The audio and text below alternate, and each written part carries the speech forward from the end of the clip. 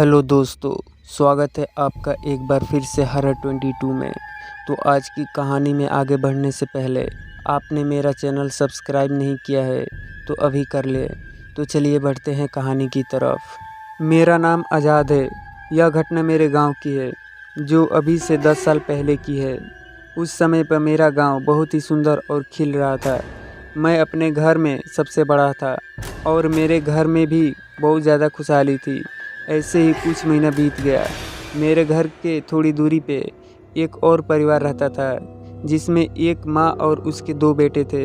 पहला बेटा 20 साल का था और दूसरा बेटा 18 साल का। उन लड़कों की माँ मेरे घर पे घूमने आया करती थी और मेरी माँ से घंटों तक बातें किया करती थी। उस बूढ़ी औरत और मेरी माँ में गहरा अपनापन हो गया था। ऐसे ही बहुत दिनों तक चलता रहा। एक दिन की बात है, हमारे गांव में मेला लगा हुआ था। उस मेले में मैं और गांव के सारे लड़के घूमने के लिए गए हुए थे, जिसमें उस बूढ़ी औरत के दोनों लड़के भी घूमने गए थे। वह बूढ़ी औरत अपने घर के अंदर खाना बना रही थी। उस दिन अमावस की रात थी।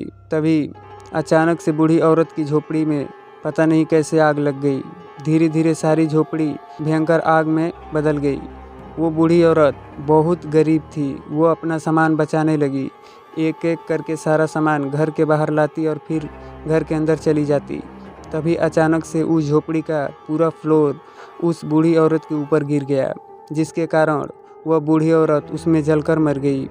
धीरे धीरे शाम होने लगी। उस बूढ़ी औरत के दोनों बच्चे जब घर आए तो यह सब देखकर वो रोने लगे और बहुत ज़्यादा परेशान हो गए। उस समय मैं भी घूमकर अपने घर पे आ गया था। उसके बाद उस बूढ़ी औरत का काम क्रिया हो गया और कुछ दिन और बीत गया। फिर से अमावस आ गया। उस समय दोनों बच्चे अपने उस घर के अंदर सोए हुए थे और रात के करीब 1 बज रहा था। तभी बड़े बेटी की नींद खुली तो उसने नोटिस किया कि घर के बाहर से एक अजीब तरह से आवाज़ आ रही है। और जब वो डरते डरते उस आवाज़ को ध्यान से सुना तो उसे पता चला कि ये आवाज़ मेरी माँ का है। फिर उसने सोचा कि मेरी माँ तो मर चुकी है, तो कैसे मेरी माँ की आवाज़ आ सकती है।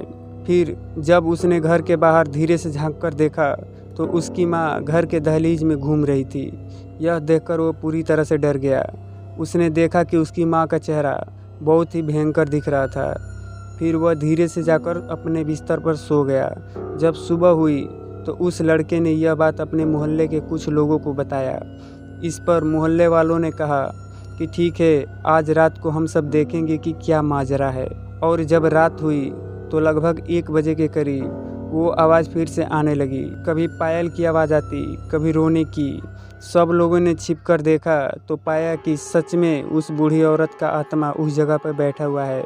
यह देखकर सब लोग हैरान हो गए। और जब सुबह हुई तो सभी लोग इकट्ठा हुए और उन लोगों में से एक बुजुर्ग ने कहा कि ये औरत का अकाल मृत्यु हुआ है और ये अभी तक पुत्र मोह से आज़ाद नहीं हुई है, जिसके कारण ये औरत प्रेत योनि में चली गई। यह बात पूरे गांव में आग की तरह फैल गई। पूरा गांव अब डर के खौफ में जी रहा था। ऐसे ही कुछ दिन और बीत गया। वो औरत रोज़ रात में अपने घर आया करती। एक दिन की बात है, एक बार उस गांव में कुछ साधु महात्मा घूमने के लिए आए। फिर पूरे गांव वालों ने ये बात उनसे बताया। उसके बाद साधुओं ने बोला कि उस घर पे हवन करने की तैयारी करो। पूरे गांव के लोगों ने ऐसा ही किया। लगभग 2 दिन तक हवन चलता रहा। फिर उस बूढ़ी औरत को मुक्ति मिल गई। उसके बाद सब कुछ पहले जैसा नॉर्मल हो गया। तो दोस्तों, आज की कहानी कैसी लगी कमेंट में ज़रूर बताना। अगर आप लोगों के पास भी कोई कहानी है तो मेरे इंस्टाग्राम पे शेयर ज़रूर करना।